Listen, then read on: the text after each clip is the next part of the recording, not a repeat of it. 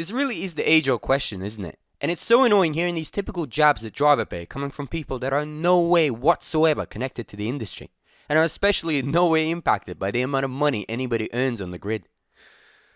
But luckily, that doesn't apply to me, does it? Since at this point, I'm literally one of the key voices of the sport, delivering the God's honest truth to the ones that are ready to hear it. I'm directly connected to the world of Formula 1, so of all people, I should be the one fucking questioning why these teenagers get paid so much for risking their livelihood for my personal entertainment. I'm not just part of the industry, mate. The industry is part of me. How else would you realise that Sergio is a waste of space and should be driving trucks around instead of F1 cars? Yeah, was a hard start. But thank you, boys. Thanks for your efforts. We will come back. Yeah, well done, Checo. That was a decent drive today. Yeah. Yeah, can't wait to get back. Nonetheless, the question of pay in F1 is still present. Certainly less spoken of than in football, but that is a completely different conversation. All them lads do is push around a fabric ball on a perfectly mowed lawn in tailor-made shirts, shorts and boots, getting massage supplemented, fed and spooned every day before and after practice. Coming out every once in a while with 20 other blokes to essentially play a game for an hour and a half. A game they've been naturally good at and loved since first grade recess. It's a hell of a difficult sport, man. No wonder they get paid 5 times as much as F1 drivers. In F1, you just sit around all day and move your hands left and right a couple of times per lap. And sometimes you have to tap the brake pedal once in a while, if you've got no balls. But jokes aside, there's no fucking point of comparing football to F1. Different league, different world, different salaries. I mean, that fucking sport is delusional. If they base the salary on the level of effort or risk that their players take, and we applied the same salary multiplier to F1, the sport would be a lot more boring, let me tell you. We just have 20 Elon Musks driving around a racetrack. Every single one of them would be able to buy not just the team, but the whole organization. You know what? Never mind. It would be hella more fun. Imagine 20 billionaires driving around a circuit at 150 miles an hour, risking their lives for the entertainment of millions. There'd be so much wealth on the track. If one of them had a nasty accident, the stock market would literally crash. If you want to get rich quick, all you would need to do is short North and South American companies before every race. Since there's like a 90% guarantee that either Logan or Perez would end up in the wall by the end of first practice. But in all honesty, the more the sport grows, the more the team earns, the more the driver salaries grow as well. And I have nothing against them increasing, but just the sheer scale of them seems so bonkers to me. You know, it's all fine and dandy until you realise that as soon as you stay around in F1 for a while, you automatically become a multi-millionaire, almost no matter how good you are. Just the thought of Perez earning anything more than $1,000 per year reminds me how fucking unfair the world is. I personally don't care. I'm more thinking about Red Bull's balance sheet. It's kind of messed up that they have to pay him a salary and at the same time dedicate at least half their workforce just to fixing the damage from each one of his adventures, exploring the full vastness of each track. He must be a barrier expert at this point, considering how many he's gotten to know this season. But hopefully today were the signs that you know he's coming out of that, and you know the team are working very hard with him to support him, and you know I sat down with him in the kitchen at my house and said, "Come on, what's going on?" I think almost ignoring him will do him a favour. What the is he doing, man? He's always the same. Oh, we're always the same, man. Yeah, it's going to be one of these episodes, huh? Where I just unapologetically bash the guy every chance I get. I'll tone it down a little bit, I swear. Let's just focus on the matter at hand, okay? And in this case, it's figuring out why do F1 drivers get paid so fucking much? Because I want to know. And shouldn't Mexican workers usually be underpaid by Western companies? Oh, god damn it. I really can't help myself.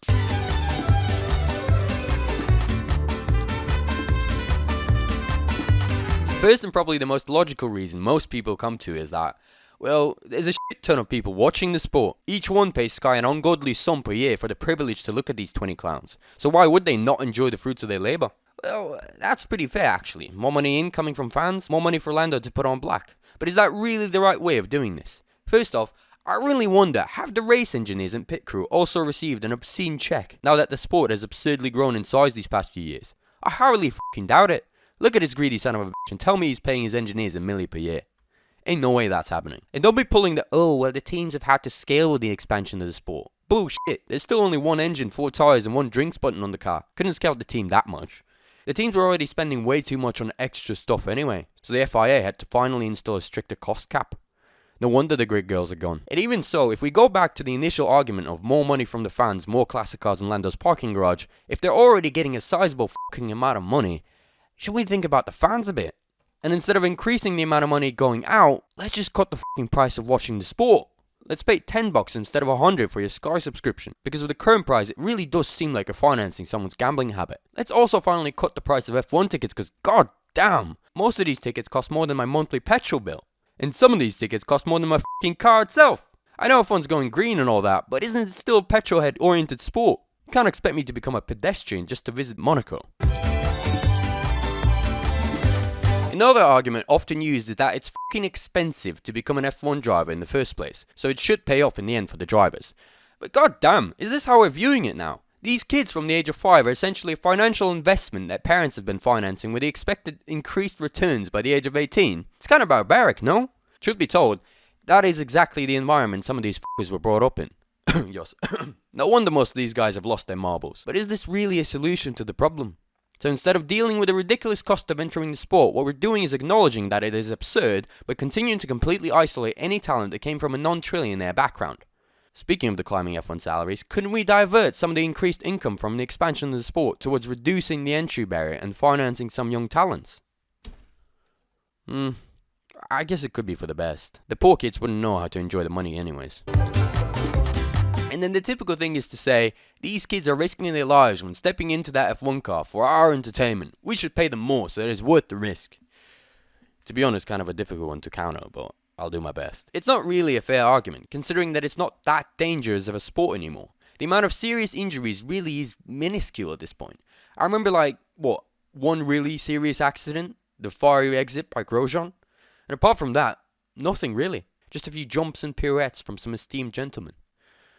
Oh, never mind. There was a kid that recently crashed and died in F2, wasn't there? And Antoine 3 years ago. Okay, well, there's really no comeback from that, is there? I've kind of cornered myself, haven't I? Shit. Want to hear that baby joke? Also, the boys usually retire from the sport when they are still boys. Some of them just continue to be boys into their 40s. And that essentially means they would have to earn enough throughout their career to support themselves also after it. And it is very true. Look to what Rosberg has resorted to after quitting the sport after his first championship. Wouldn't wish that upon my worst enemy. But I don't think that's really that fair of an argument. Boo-hoo, you want to retire when you're 30. So do I, bitch. I don't want to sit in an office chair all day making videos for y'all lot. My back gets sore. And the argument of you having a bunch of debt accumulated from your junior racing career doesn't apply here either. You think I don't have a useless student debt I'm not paying off every month? At least yours has helped you get somewhere. All I've been able to do with my diploma is prop up my desk to make it stand straight. So yeah, what the fuck? I'm not gonna take this bullshit anymore. These boys are not the only ones risking their lives when they go to work. There are plenty of dangerous jobs people do every day. And I'm pretty fucking sure that my local Mickey D's janitor doesn't drive a LaFerrari, so he sure as hell isn't getting paid millions. And before you tell me that is not a dangerous profession, you haven't seen the things that go on in a Mickey D's bathroom. The janitor might as well be working in the DEA the amount of junkies he gets to fight every Thursday evening. And those junkies ain't no joke either. If you get between them and a good high, good luck. There's no Michael Massey you can call when the guy starts munching on your ear. Of course I'm taking a piss a bit here. The boys should be paid whatever they're paid. End of story. They usually have pretty big debts to cover, and most of the time the drivers retire young. As you get older, your reflexes do get dull. It becomes pretty evident when you go to your local Tesco's. Most of these f***ers can't keep their Prius between two white lines. Anyways, so I'm completely fine with them being well remunerated for their work. I'm even happy for them. Shows the sport is prospering. And the fact that Perez is still around means there's work for at least 300 mechanics in Milton Keynes, so he does have a slight positive impact to counter the crippling debt he'll leave the Red Bull team with after being fired in a few months. Ooh, that felt good.